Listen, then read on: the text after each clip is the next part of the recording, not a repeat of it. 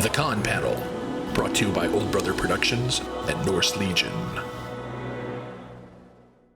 Welcome to the very first episode of Con Panel. I am the engineer producer Paul Starrybret, and with me is the host Kevin Liell. Hey, how you doing, everybody? Welcome to the very first day of the Con Panel, our very first episode. And what me and Paul did is we decided to be a really good idea to have an online show representing a lot of the conventions that we work with. Both Paul and I have different jobs, work conventions from Rhode Island Comic Con in Rhode Island all the way to LA Empire Con in LA and a bunch of places in between. So we thought we'd kind of reach out to some of the celebrities that we know and see if they want to, come on board and talk to us a little bit. And, owing my background, if you know me and Paul, most of the people we know are from Star Wars. So the first couple of guests are probably going to be. But Paul, do you want to say hello to the people? Hello there in TV land, and it's really great to have Stephen Costantino with us. We've never met, so this is a real honor to see the guy that got in a scuffle with Luke Skywalker. That's pretty cool to me. He's one of the last people to get involved with a scuffle. I think he's like the second to last person Luke Skywalker kills, which is kind of interesting. But let's bring him on all the way from sunny LA, Mr. Stephen Costantino. How's it going, Steve? Hi, everybody. Thanks for having me today, sir. I'm doing good. Excuse me? I'm happy to be here. It's I miss all the conventions and seeing you, of course, and it's nice to have a connection like this in these crazy times. Crazy. Yeah, it is. This is the longest I haven't been to a convention since December, which is the longest I think. Well, I went to C2E2, but I didn't work at C2E2. I just went there as a vendor, but I generally work at shows, and I haven't worked at one as a stage host since December, and that's why Paul and I kind of came up with this idea. And I want to thank you for being our first guest. And my pleasure. My pleasure. We of course met at a convention, two of them, ICC in Nashville. Yes. Last year and the year before. You were such a hit, they invited you back for this year's show. That's awesome. And that's a great convention. Mike Havens puts together one of the best shows, and his next show is April 16th. It's 1 year from now. 352 days from now, if their website is right. But that's icnashville.com. That's when their next show's going. They put together a great show, especially if you're a Star Wars collector. That's the show to go to. But so how are you doing now? Before we kind of get into, we're going to of course talk about your time in Star Wars, playing one of the Gamorrean guards from Jabba's sail barge. I think actually the Gamorrean guard from Jabba's sail barge. I wanted to just ask you how you doing out there, because obviously we're living in a rather strange time in the U.S. and across the world today. Just want to see how you're doing. I feel like it's a purge for the Earth in a way. Like it's what? It's like a purge, Yeah. Meaning the Los Angeles skyline is clearer than I've ever seen it, as far as pollution goes and things like that. Luckily, I have a recording studio that I've been kind of focused in and keeps my mind off things and takes away my boredom, because, really, I feel like I'm in detention. I mean, You and me both. Yeah, I've got a daughter who's staying at home in detention right now, so I know how that feels. It's like it's every day going by real slow. Now, we've seen those pictures from LA, and I just didn't know if that was clever photography or whatever. But so you're saying you can officially say that LA is a lot clearer right now than absolutely, absolutely. And I guess the ozone layer is healing itself, so obviously the Earth can heal. And the world has been moving so fast, and unfortunately, under these circumstances, it kind of is a balance to it all, and the best and worst at once, I must say. It's crazy. Because the Earth needed to purge and clean up, because we've been all moving too fast, And lucky for so if I got this straight, can we actually say that you support the coronavirus? No, I don't support the corona. Of course not. No, it's just as we know in history, and after any war, it's like a purge, and then people come out better, and entertainment's better, and people are there's more humanitarianism in life, and people care more again. And definitely people are coming together. I have to agree with that 100%. Absolutely. That's an After interesting the part. war, You look at World War I and then the 20s, and you work at World War II, and then the 50s. So, I mean, both of those times were explosive and pretty good times to reflect on in American culture. But it's very interesting. But hey, what do you say we talk about Star Wars? Let's go. So That's my. Steve, did you get that we're fans? I don't know if you can see that, but Yeah, I know. I'm a fan. Well, I'm in my studio now. It's my recording studio, but back in my house. But it's kind of turned into a Star Wars collecting museum as well. yeah, my office behind me is the same way. I actually have a Gamorrean guard that I got you to autograph at one of the celebrations years ago, but it's on the wall, so I'll just leave it there. By the way, Kevin, what's that, sir? I'm saying you do a great show too in Nashville, by the way, because you're like an MC. You get up there on the big stage and you interview everyone, and we have a great time. I do what I can. Do you remember that time we had a panel in Nashville last year, and it was actors from the Cantina. It was Aliens from the Cantina was the name of the. I remember reading panel. a little about it. Yeah. And we had about 4 or 5 people that were from the Cantina, and for some reason they gave us 6 chairs, so we had an extra chair on the end. And I'm interviewing all of them, and halfway through the interview, Steven comes walking out and just sits down next to them, and I'm like, "You do realize that you were not in a movie with any of these people?" But for some reason they put a chair on the end, so he came out. And then I had to think quick, and I was like, "Ladies and gentlemen, this is my co-host, Steven Costantino." And he did a great job. He asked a couple questions, and then there you go. Well, just to go back, to tell you what happened, to give you a little backstory on that, I was signing on the other end where the autograph signing is, and I was to go on at that time. And I heard everyone announcing, and I was talking to someone, but I didn't want to be rude, but at the same time, I heard everyone going up, and I thought I was late, not knowing that the next round of people were about to come up from the barge. Okay. So I run up and I see the empty chair. I grab the wireless mic and I said, "So sorry, I'm a little late." And I just get up there, and they said, "Well, as a matter of fact, you're not supposed to be up right now." Now, can I say one other thing? The ironic thing is that I was doing a show, and one of the guys from Imagineering came up to me, and he said, "You know, I worked on building the Millennium Falcon and everything at Disney, and I made you a special Gamorrean ale." I said, "Really? I've never been in the Cantina." So they made a Gamorrean ale. So if you go to the Cantina at Disney, Yeah. we have a Gamorrean on tap, and it's on the menu. Is it green beer? It's kind of brownish. It's not green. It should be green, but it's a darker ale, and that might have been a premonition. Now, is this in Olga's Cantina? Is that the name of the place that the Gamorrean dish is at, or the Gamorrean drink? Is that where it's at? Because I went there. I did go to Star Wars Land, Galaxy's Edge out in Hollywood. I went there, and then that was the only thing I couldn't get into. I got into everything else, but the line was too long and everything was sold out. But is that where it is, in Olga's Cantina? Yes. You have to make an appointment to get in there, and they give you like an hour, and then you're out. Wow. Yeah, they don't give any love for Star Wars artists either. They just for me, I got like everybody else. But actually, so anyway, so let's Star Wars card. Excuse me? I used my Star Wars card. I kind of said I was in Star Wars at the Millennium Falcon. Well, no, you've got more credit than Paul and I do. Definitely a lot more. They walked me in, and I was with the guy who built it, so that's pretty awesome. He had to wait on line too, so I said, "Let me see what I could do." Oh no! When you're with a Star Wars artist, I was with Mark Dodson one time. We went to a special Disney ceremony. I ended up sitting next to Dick Clark for 2.5 hours. So because I was in with the Star Wars guy. But let's talk a little bit about your time in Star Wars. So it's 1982, and maybe you could take it off from there. How did you become part of the Star Wars family? Well, I had a band with Corey D. Williams, and we had met through my sensei then. Hugh Van Patten was a martial arts teacher, and I met him when I was looking for a job, and I got a job selling office supplies.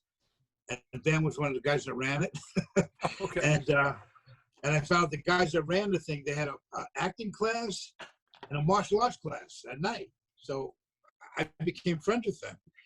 And before I even met Corey, I said, "I'm not an actor, but I'll give it the class a try. I know about Stanislavski and method acting and all this. And Billy D came to the class once. I had to put up a scene and use imagery. Like I was a hitman, so I used the shark as my imagery to look, Wow. And Billy at the end said, "Hey, you did a great job." I was on cloud nine. I said, "Wow, Billy, you just told me I did a great job. I'm not even an actor, but he liked my scene." And it was nerve-wracking, to say the least.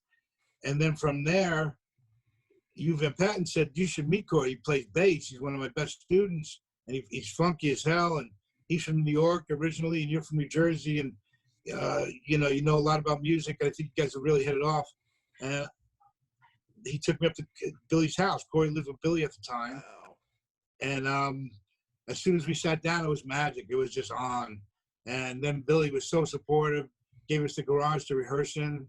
And we would rehearse, and you never knew who was going to come through and say hi. We were like, they always come by to see the band, and we had a lot of support there. And then it was April, and Billy came in to the garage, and we were rehearsing, and he said, "Corey, would you like to stand in Yuma, Arizona for Return of the Jedi?" Now, Corey, he's not an actor either, but he has been on set. It's like Bingo Long was a great movie. Mm-hmm. Actually, Billy D was in that with James Earl Jones, and they both wound up in Star Wars, Richard Pryor, and so Corey said, that was the baseball. Just to clarify, that was the baseball movie, right? Like the Black Minor Leagues, I think. Right. Ron Stone was kind of great movie, right? Richard Pryor, a lot of people in there, and I'm sure those guys never imagined they'd both be in the Star Wars franchise at the time, And so Corey's kind of adamant. He goes, 120 degrees in Yuma. We're kind of like in the air-conditioned studio and creating, and we're having a great time. And he said, "I don't know." And then Billy said, "Well, what if Steve comes along and you continue to write and create there on the set?" And that's what happened. I was stoked. I mean, I didn't go there to get a job or anything. So I was invited to go on the set. And then we arrived on the Sunday, and everyone was off at the hotel, because the hotel was probably 45 minutes from the actual set, because it was in the middle of the desert. And they blended the whole skiff and the barge into the horizon, because the desert there's, infinite. Mm-hmm. And so we get to the set. I mean, that's the set. The hotel, and everyone's off, and the first person I meet is Peter Mayhew, standing in a 4-foot hot tub, towering over me. I'm saying, this is very surreal. This is incredible, And then Mark runs up in his bathing suit. "Hey guys," and so welcoming. And did Mark know Corey already? No. Okay. I don't think they had met. But in any case, we start to go out to the set, and it's long days, because the sand would get blown off the barge, and then we put the sand on there, and nature out there was pretty vicious, If I'm not mistaken, that was filmed in the summer too, wasn't it? Yeah, it was. So he came in April. So yeah, that desert gets really hot. I used to live out in that desert in the summertime, because I was in the Army at Fort Bliss down there, and on the other side of the desert, that's in Texas. But still, it's real hot, and it's especially once you get past June to September, it's 112 degrees every day. Yeah. Jesus. So the welcoming letter said, the welcoming booklet, "Welcome to Yuma, Arizona, 120 degrees but dry." Meaning the dry heat's going to help. I guess it does help not having all the humidity. Maybe 120 degrees is 120 degrees. Yeah, it's not having the humidity does help. I remember I used to go to school. I used to go to the Air Artillery College at Fort Bliss, and we'd get on the bus, and the guy on the radio would be like, "Today's forecast 112 and sunny." He said that for 4 months straight. 112. So you get down there, and it's over 110 degrees. It's the middle of summer in Yuma, Arizona. And for those of you who don't know, Yuma, Arizona is right on the border of Arizona and Mexico, and not too far from the border of California. Yeah. So it's hot as heck, and the first thing they do is they give you a fat suit and then an alien suit to go on top of that. What the heck was that like? Well, that didn't happen yet. I was out there for like 3 or 4 days. Okay. And having a marvelous time. I mean, Kenny Baker and Stuart Freeborn kind of gravitated towards us, came to our trailer every day. Princess Leia, in her outfit coming up and coming to our trailer. And it was marvelous to hear all the great stories. Kenny was a riot. Kenny Baker, he told the story I never forgot. He said, I think he had a Rolls Royce. And of course, in England, it's on the other side when they're driving the right side. And he would get out of hotels, wherever he was going, whether it be a doorman or a car valet, and he would get out and he would hide. And so they were standing and go, "We just saw someone drive up, right? Yeah. Where is he? What happened?" And he would hide and he was that kind of guy. And then Stephen Freeborn, incredible guy.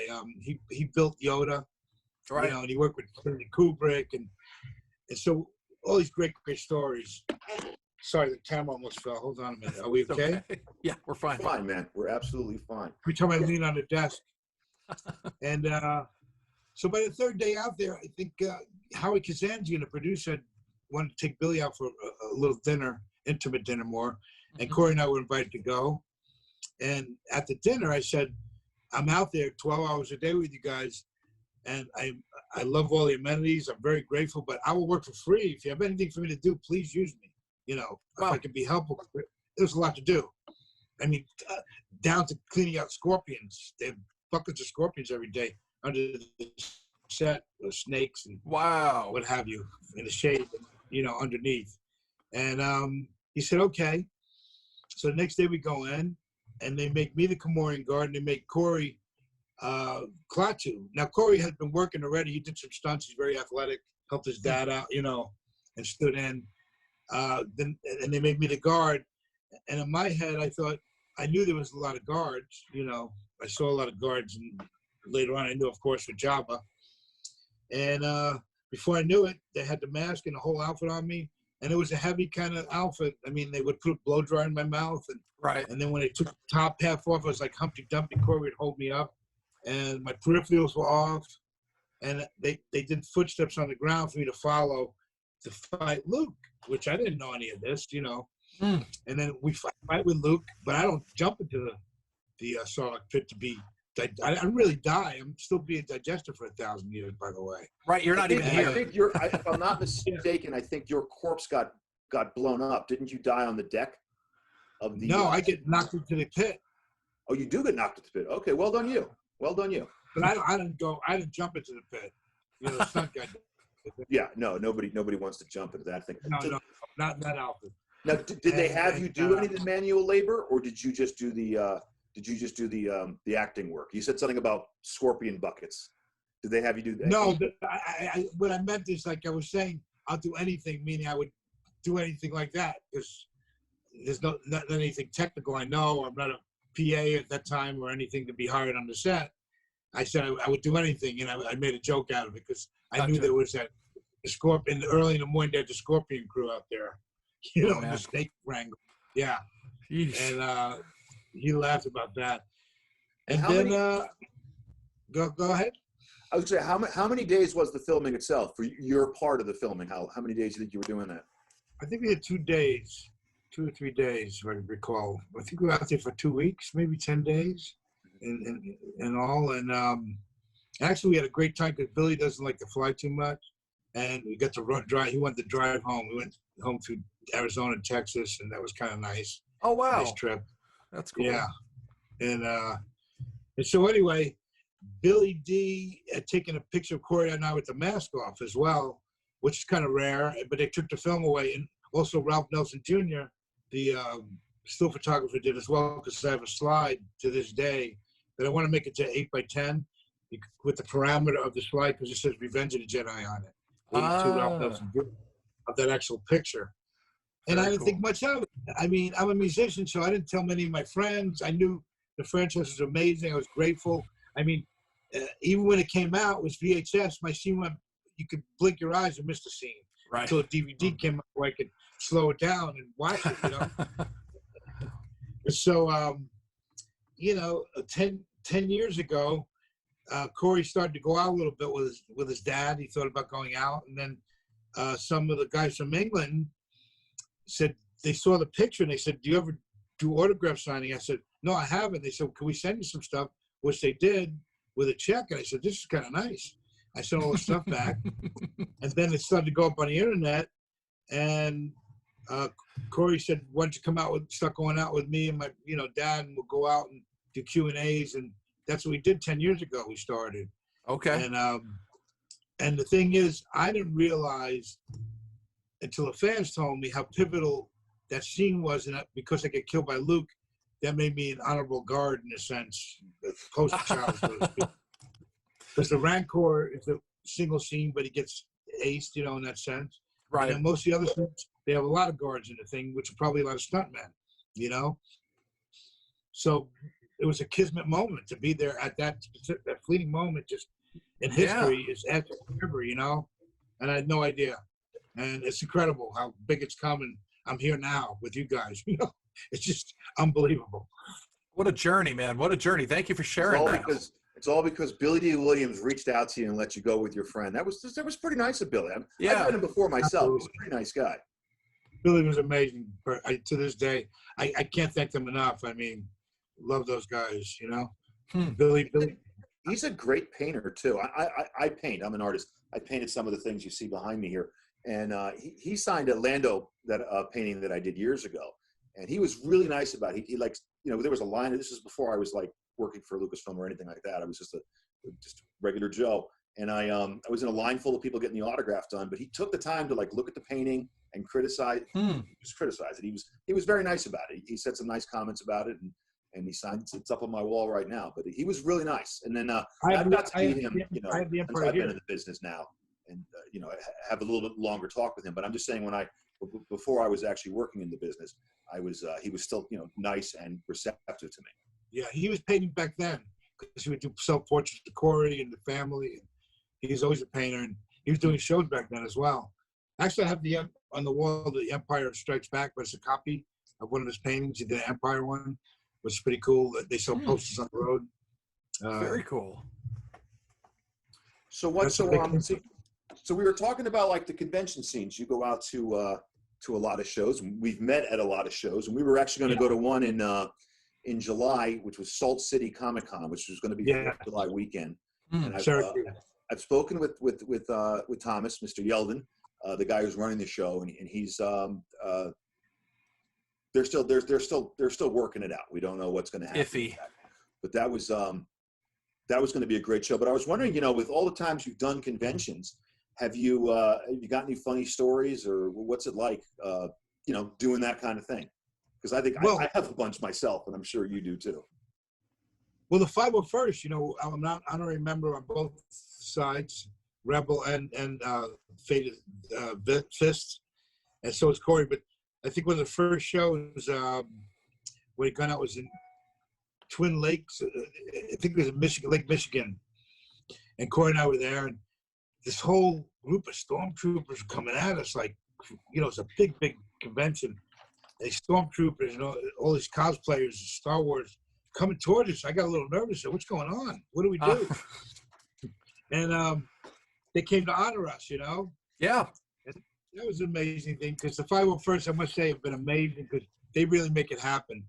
And, I was in the 501st for 10 years as one of their officers, and that's where those guys come from. Exactly. My time with doing that. You know, Hey, Paul. Anytime. you know. Yeah.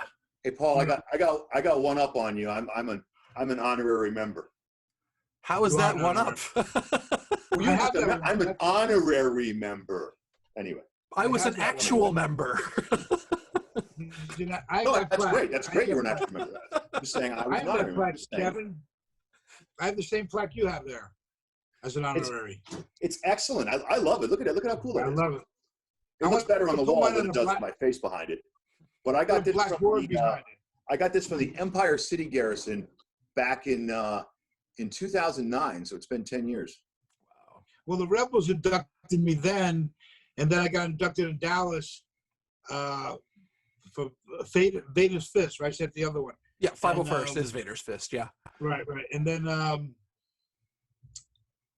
then it's funny because I guess I didn't get in the books on that one. I should have, like, actually listened to the book. And then, which all makes sense, I was going to Golden Gate to do a show, and I used to live in Marin County before I moved to Los Angeles. I lived in the Bay Area. Okay. I didn't know Lucas. My friend was his carpenter, but that's all I knew. I knew about Lucas Valley up there and Skywalker at the very beginning, you know. Mm-hmm. And going back to when I was going up there, they said, "Can we honor you?" I said, "Well, what's the protocol?" Because I was honored in Dallas. They go, "But you're not in the books in Dallas, so we like to honor you and actually put you in the books." So that made a lot of sense to go and get Garrison because it's apropos to the whole Lucas franchise. Right. So that's when I finally got in the books as well. Cool. Probably 5 years ago, 4 or 5 years ago. Yeah. Very But cool. you guys, having the 501st dress up, and now Lucasfilms, Disney embrace you more than ever. Yep. And even a lot of stunt guys I've done Q&As with, you guys make the costume better because back in the day, the stormtroopers and stuff had rough edges. A lot of guys got hurt. Right. Especially some guys had to jump. They got cut up, and they didn't think about that stuff then. Yeah. But you don't see many guards either. That's another thing, I got to give it to the guards. I've known one Gamorrean in 10 years of being in the Legion. One. Is that Ian? Well, it's still tough because there's no stealth latex that can make to give it that heaviness. One guy at Celebration 2015 comes up from South America, goes, "Hey, I figured this out. I made a helmet with a fan in it." I said, "That's a great idea," because they had to put a blow dryer in my mouth. Right. But he made it out of ceramic. It was like 40, 50 pounds. I said, "This will break my neck. How can you wear this thing?" and I've met a few guards, but they probably can get a good hour in and then have to kind of get some air. Yeah, it's a tough one. How long? It really is. How long did you wear the costume when you were wearing it for filming in Yuma? That all day, the whole day, taking the mask off, the gloves, and the top half. Corey would hold me up like Humpty Dumpty or someone because I don't want to take the whole bottom off again in the feet, So I would keep those on so I could breathe and just get my pores to open up a little bit, and they'd have to hold me up. So they let you take the head off. Yeah, and the top half. And the top half. There's two hands, 2 feet, the bottom. I have a picture actually, the bottom just laying there. I should send you at some point. It's pretty cool. And just the mask on the ground. And once that top half was off, I was bottom heavy. I couldn't sit down because it was too big. Baby got back at that point, So nice. So they would hold me up. It was funny. That's too funny. Steven the Entertainer. There you go. Yeah. So speaking of pictures, we have a collection of autographs. This, we're kind of doing this as like an in-place convention. Here's the Q&A, but we're also offering autographs. Now, you've sent me a bunch of your autographs that we're going to have for sale, and one of them is that I think one of the most iconic pictures of the Gamorrean Guard is the one with the sail barge behind you. And if I was better at my job, I'd have a picture of it to show you right now. But we'll have it up on the website if you want to have a look, which is NorseLegionStore.com. But you're going to have a couple of them out there that we're going to have you sign, and we're going to send out to anybody who wishes to get one. Again, they could just go to the website, NorseLegionStore.com. We actually have a question from a viewer. Okay. We do. And the question is, did Steve pull any pranks while he was on set? Not really, because I felt pretty overwhelmed. Everything going on around me, and not really. I was a good boy, actually. Trying to be. Were you aware of anybody else doing pranks there with like the more established actors like Carrie Fisher or Mark Hamill doing anything like that? Carrie was a hoot. I mean, actually, we flew in on a private plane. Billy Corey and I from LAX to Arizona, a small little plane, and it was just Carrie and I sat together, and that was pretty amazing because she was holding Dune, reading Dune, and we started to talk about all the archetypes that make up Lucas, from anime to Wizard of Oz, all those iconic demigods or whatever you want to call it that made up what Star Wars is, the whole thing. And that was a great, great story. And Carrie and I have a interesting relationship over the years. I used to live with, at one point, my friend Terry Richard, Miss Louisiana, was Eddie Fisher's last wife, and we used to live together. Oh wow! Yeah. Okay. Oh. But I never told her that. But don't leave it there. I know you got a good story. I know there's a good story in there, I don't know Steve. you want to know, but that's kind of debauchery stories. You don't want to know that. We don't want to. We want to keep it R at least, right? Yeah, this isn't StarWars.com. We want to know, but you don't have to. You don't have to tell us. Paul, just a quick question. Yes, who sir. asked that question? We want to make sure that we call out the viewer who asked that question. If I you know. do not want to butcher this person's name. Nayrad Kavura, if I'm saying that right. I'm going to guarantee you probably butchered that. I'm sure I did. Thank you, Nayrad, or the close proximity to it. I'm sounding it out. I'm being very phonetic. And actually, there's another question. What is Steve's favorite Gamorrean guard toy or collectible? Ooh, good one. Oh boy. Wow. Well, my collectible. That was asked by Glenn Nelson, by the way. Okay. Well, my first San Diego Comic-Con I did with Gentle Giant, and that's when the Kenner 10-inch came out. That's pretty good, but hard to travel with because they're so big. Yeah, you know, they're huge. So I would take a few on the road, forget they would just fill your suitcase. I do love some stuff I have. I did a fine arts show up in Tiburon where they take a bunch of, I guess, wealthy people and they get fine arts and they take them on a tour. And we went to Obi-Wan, Steve Sansweet. Yeah, that place is great. Yeah. Yeah. And so we did that whole thing and it was a little private dinner, which I've done a few of those. I did that in England as well at Burnley Soccer Stadium. They had a VIP dinner and I played with Blues Harvest. I got up and played guitar. Oh, cool. But at the Tiburon thing, I met Robert Bailey from Canada. You know Robert from Canada? I've not met him. He did a lot of storyboards and stuff, but he does a pencil. Wow. And he penciled me some incredible pieces in pencil, and he does a little thumbnail. And actually did a special one for me where Mark's actually going to ask me, but he's turning around towards, well, you never see that. It's always his back killing me. But he has Mark turning around looking outward. It's all pencil. We never, I mean, if I could take the camera, I don't know if I could show you them if I take the camera with me. You want me to take you over there? Why not? We got a couple minutes. Okay. Let's see here. He's got a katana. I saw. Out of the sail barge. Nice. Yeah. You see the pieces? Oh, wow. Oh, those are nice. Really nice, huh? All penciled. He's an incredible artist, Robert. A greatest guy. And I love that picture. And then this is an unfinished. You see this piece here? My Blue Harvest shirt, which is signed by almost everyone, is going into that soon. But it's going to give it provenance as well. And then, can you see that? I can't see what you guys see, so tell me if I'm doing okay. We see Vader. We saw Gamorrean down there. And then we'll go around, and up there's some cool stuff, Ali. And then here's the Billy D one. You see that one? Empire Strikes Back. That's a painting. Wow. And then that. And then we go around. There's a nice Disney piece I got with Mickey and Minnie. And then all my metal, here's all 501st.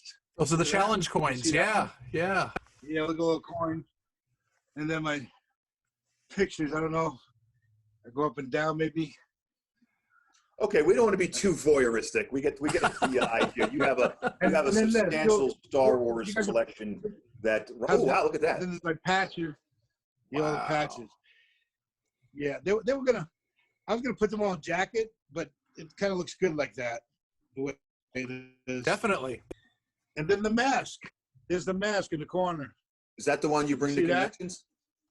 Yes. Now, that's not the original. But, no, that would be worth a lot of money. It would also be in probably a million pieces because foam rubber latex doesn't age very well. Is that a Mark shirt you're wearing? What's this? Steve, is that an Ink Fusion shirt? Yeah, that's Mark's shirt. Yeah. Well. Is that Ink Fusion? Yeah. Okay. Did he do that tattoo for you? No, he didn't. But my friend Jay Combs from New Jersey. It was funny because I said if I ever become a Disney toy, I'll get a tattoo. holding one of my Stratocaster, my red one, because I had seen this Lego, you know, the Lego game, Star Wars game. Yeah, it's great. There's a certain point where the guard, my friend pointed this out, if you get to a certain amount of points, the guard comes out and plays guitar. So I said, what a great idea. So that fueled mine. So my girlfriend was with me, Chasen, who Kevin had met. And I was working so hard at Celebration 2015. I sent her into Artist Alley there, Tattoo Alley, and said, find someone that you really like.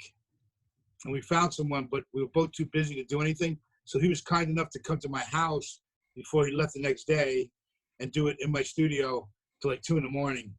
And that's become my logo, Gamorrean Sound, my recording studio. Actually, in my studio, can you guys see that? Yeah, that's awesome. That's before the Pro Tools go up. Yeah, I was gonna talk to you about Gamorrean Sound, and I guess now's a good time as any. So what do you got there? You have a website and all. What's the website for that? Just Costantino.org. Okay, and that's we'll my get that new, up on the new video. website where actually the store is open now. It tells the story of Corey and I. It talks all about my music. I just put an EP out, and I'm working on stuff now. Being home, I just came out with another song called Time Stops, and I'm able to mix and master at my house, which is even being an analog old school guy. I was very fortunate. At 30 years old, I went to engineering school so I could speak the lingo technically, not just say to a producer, "Hey, let's do it that way or this." Right. I would just say cut a 50 dB or whatever. And Very Malcolm cool. Cecil's my teacher, who ran the BBC, Awesome. and he's an amazing. Malcolm's an inventor, and he and Robert Margolov created Tonto, which is in a museum I think in Vancouver, and that was the first. It fills a room. They took the ARP and the Moog, and I don't know technically if people understand. At one time, if you had a keyboard back in the day, they were pretty obsolete when another one came out, and they couldn't talk to each other. And then MIDI came out, musical instrument, digital interface, which put together where you can have a controller to control all the sounds. And now we use USB. But back then they had no sequencing and anything to talk to each other.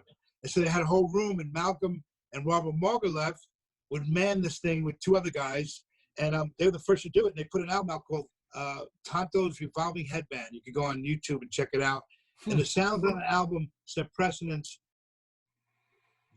Just after Miles Davis did Bitches Brew and put electricity into music, plugged the roads in to defend the roads, and kind of gave them the distortion. It took the purity out of the bebop, Sure. On that album, you could hear the Moody Blues sounds, Yes, Zeppelin, all the jazz, Weather Report, all those sounds.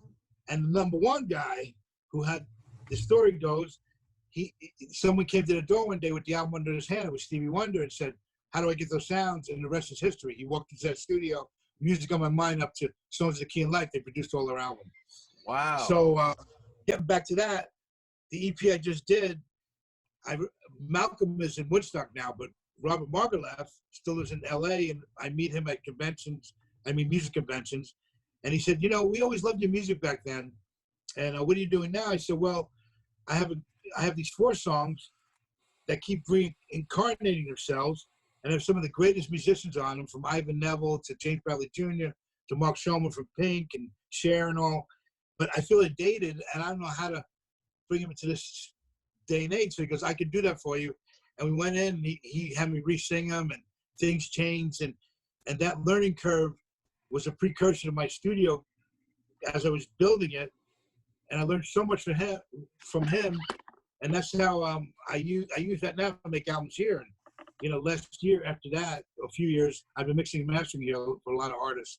Very cool. Another thing, yeah. We were talking a couple days ago on the phone, you and I, and there was another thing you were working on. This is our first episode, and you looked into doing a first episode. Weren't you part of like a reality TV show about conventions? Weren't you thinking about doing that? At that point, I had met Brad Kreisberg through Dick Clark, and he went on to direct Jersey Shore and Kitchen Nightmare. And when I started going out, you know, at the time I was at Cool Waters, and Derek, who like family to me, Derek Mackey. Derek Mackey's a great guy. Yeah, at this point, when I was separate ways, I'm on my own because it's just better that way these days. Because you know, I'm kind of personable, and I get a lot of done on my own, and people want to do little shows of me that he doesn't really do as much. But he's been marvelous, you know, and I saw him, and I'm not going to get names, but, you know, kind of dramatic stuff. He's a colorful guy, and a lot of things happen. And I don't want to just do about the con. I want to do about the agents and all that drama that goes and makes good reality shows. Because I saw it firsthand. They would say, don't talk to this guy because he's going to try to steal you, and this, you know, all that stuff. There's a whole other dynamic that goes on in that world. So I said, this would be a great reality show. And we did a sizzle reel, and I had Brad come in and shoot it. And he had Doug Jones in the office that day, and Doug's incredible talent. He's a contortionist, and he did some crazy stuff with his body. And I said, this could be a great thing, but it never got picked up because it wasn't the color of that month. They would, I don't know, at the time it wasn't the right thing. But I tried to do and who knows, maybe I still will. I just thought it was a brilliant idea, because the convention world is really crazy, and the agents, what I always found funny about this, especially the Star Wars actors agents, is they all have different uniforms. They all have a specific style of clothing that they wear, and it's really weird sometimes. Yeah. And I'm not going to make any references, but I think you know. Well, we know. Very colorful. Well, it's very Barnum and Bailey's. So here's the circus is in town. There's no doubt. But well, Steve, I want to thank you very much for being here, being our first guest. We'll always remember that you were here when we started, and I just want to thank you very much. And I hope the best for you and your family, you and Chasen out there in LA. Thank you. These rather peculiar times. And I want to thank everybody else for coming out and watching with us. And remember, we're going to have some autographs available from Steven at NorseLegionStore.com. Very good. You know, there's also a book. I just did my Blue Harvest, and I have all my call sheets and everything, and I didn't know how to put it together, but I did finally get it all together with in Dallas. I saw someone else had it, and I figured this is a good way to put it all together into a complete form. I put it all together with great pictures. There's like 24-page booklet of my experience. My Blue Harvest, kind of an inside scoop, all those call sheets and setup shots and skiff shots and all the names of a lot of people we miss now that are not with us anymore. And it was put into a beautiful package. You got it. Thank you so much, Steve. You're welcome. Pleasure to meet you. All righty. Thank you very much. Thank you.